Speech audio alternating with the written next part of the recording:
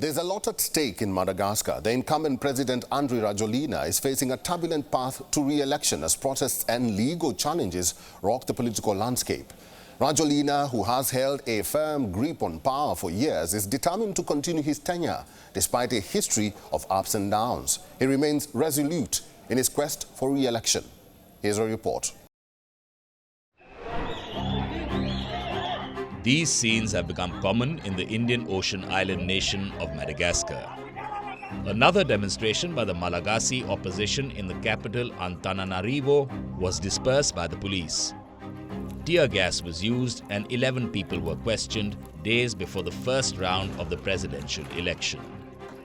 100 demonstrators, most of them youngsters, converged in the center of the city at the call of a 10 opposition candidate collective to protest against the electoral process deemed biased in favor of President Andry Rajoelina. I'm fighting for the descendants against an incompetent government. That's why I'm fighting, so that the law is respected in Madagascar. Everyone is subject to the law.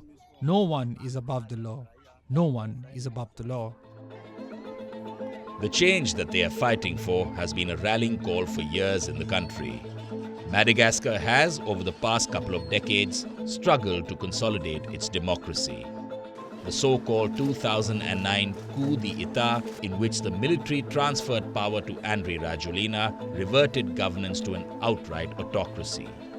Madagascar eventually returned to electoral politics in 2013 and is now considered a partly free country or hybrid regime. 13 candidates are in the race, including President Rajoelina. Rajoelina has held this office twice as the president of the High Transitional Authority of Madagascar from 2009 to 2014 and president from 2019 to 2023. He resigned in September as the constitution requires that the incumbent president transfer power to the president of the Senate if they run for re-election. Everyone has a mission on earth, and mine is really to fight poverty in Madagascar, to lift up the Malagasy people. Now the challenges are enormous, so there are still a lot of things to be done, including job creation, integrating young people, and everything to do with social safety nets, all of which are challenges I'll have to tackle in the coming years. The election was off to a rocky start. 10 opposition candidates who call themselves the Collectif da Candidats, or group or coalition of the candidates, have been protesting against the elections organization. They are demanding the disqualification of Rajoelina as a candidate due to his acquisition of French citizenship in 2014.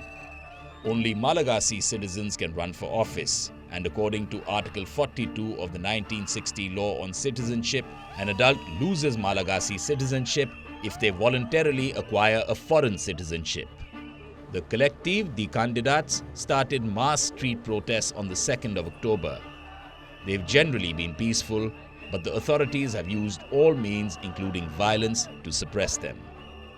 The coalition aims to continue these protests until its demands are met, but it doesn't look like they will be. For one, forcing Rajoelina to take part in a negotiation that would result in his own disqualification as a candidate is not likely to happen.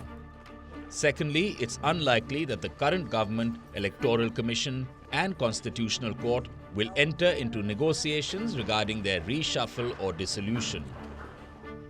The head of Madagascar's lower house of parliament has called for the suspension of presidential elections after weeks of regular opposition rallies. The electoral process must comply with international standards. This is not the case at the moment with the election that we're trying to organize on November 16th. We are strongly calling for the electoral process to be suspended.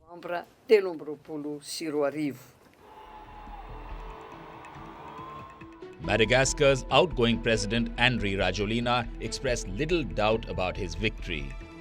He held his last rally in the Malagasy capital ahead of the elections, where thousands gathered. Rajoelina said he spent the last 5 years doing everything to boost Madagascar's lagging development.